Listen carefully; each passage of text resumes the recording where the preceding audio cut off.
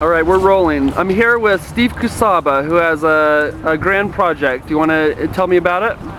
Yes, this project is a 47-hour Omni musical, and it has some key themes in it. And one of the it's about the advent of life and man, and the rights of man, and the reverence toward life. And that's one of the very key points. There are others. It gets more complex because it examines the modern ruling structures and how they interact with people. And it mostly has sort of a message of hope, where that in some place people might be able to live freely and not be so stifled by the ruling class, like in North Korea, for instance. And what's the name of this project? It's the Centrifugal Satz clock. Okay, centrifugal. And could you spell Satz clock? S-A-T-Z-C-L-O-C-K. You can also see it at satzclock.com. S-A-T-Z-C-L-O-C-K. Cool. And how long have you been working on this project? Now about 4 years. The part 1 is completed. It's uploaded. It's at iTunes and it's at CD Baby. It's ready to go, and there's filming done about the movie, and so it's all underway. And it's part 2 is even in the hopper, but there's a lot of promotional things that need to be done for part 1, because if people don't know that it exists, what good is it? So would you characterize it as a political work? It's very political and very spiritual in a sense. Are you endorsing any specific candidates or particular ideology? Well, there are candidates that come closer to what I agree with, though there are some things that I disagree with them. I've never found a candidate that lined up 100% with me, and I think that's the same for everybody. There's no perfect candidate, but I kind of like a lot of the things that Gary Johnson stands for.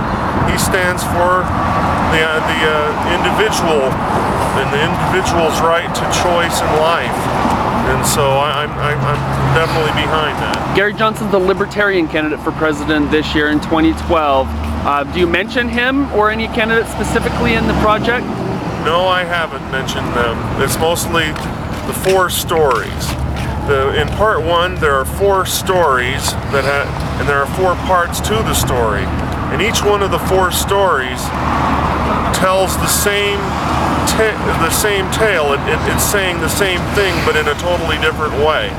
And it's mostly the book is there too, so people can actually get the book and get absolutely detail where every song has its own chapter, and they can really get to know it well.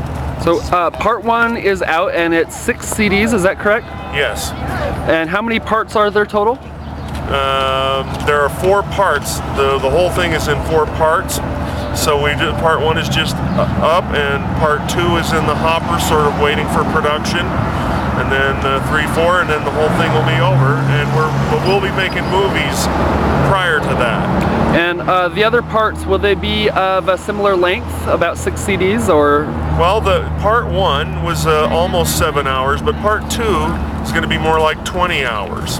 And then the last part is about 6 hours, and so those that are really good with math can figure out how long part 3 is. Oh, okay, so 3 parts add up to 32 hours by my quick calculations. I hope I'm not making a mistake there with my quick math. 20 plus 6. But you only mentioned 3 parts. But there's 4 parts, right? Yes, there's 4 parts. Okay, so 3 parts will be 32 hours, and then the 4th part will be another.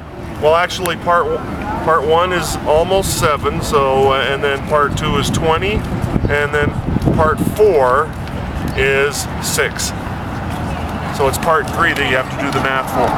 Okay. I went to high school at Kemmer High, and we worked on arithmetic, addition. Now that's a lot of music. Are you the mastermind behind this project, so to speak? Well, I wrote the music, but there are lots of contributors that actually made the whole thing come to life in a very big way. There's Jason Milkey did all of the drumming parts and did amazing writing for Omni drumming. It's a technique that's never been done before. In other words, there were some pieces that were liquid music where they weren't tied to a tight bar line. And he actually went in and drummed to this, which is pretty amazing given the fact that most people are into time signatures and grids. And he did invaluable work. And Ed Goldfarb also did an incredible amount of work. And then all the performers that were hired with some amazing talent, you know, on all instruments and singers. And so it was very much a group deal.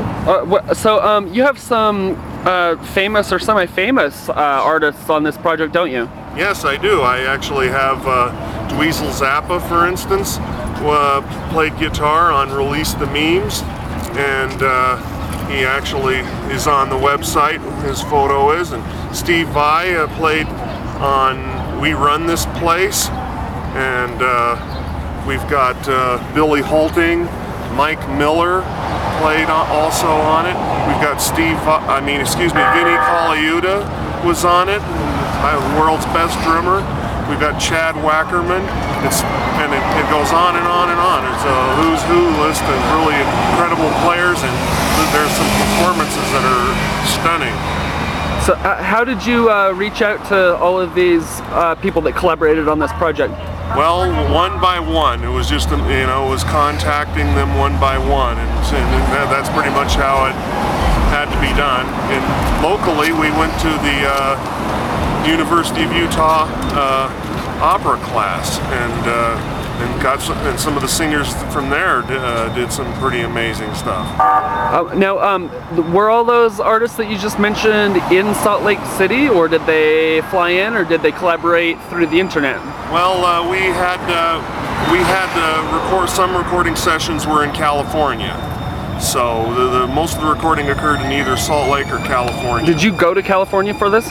I did not. I actually wrote the scores out and sent the scores, and then the players read the scores and then played them.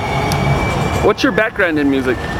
Well, I've always been into music, and I went to college so that I could learn a little bit about writing music, because when I was starting out, I would get a lot of good ideas, and I could only write them out in vague ways, and I wanted to be very specific and be able to capture exactly what I was trying to say. And so I went to Weber State College and the University of Utah and met some very powerful people that really helped me get a good grasp on the process.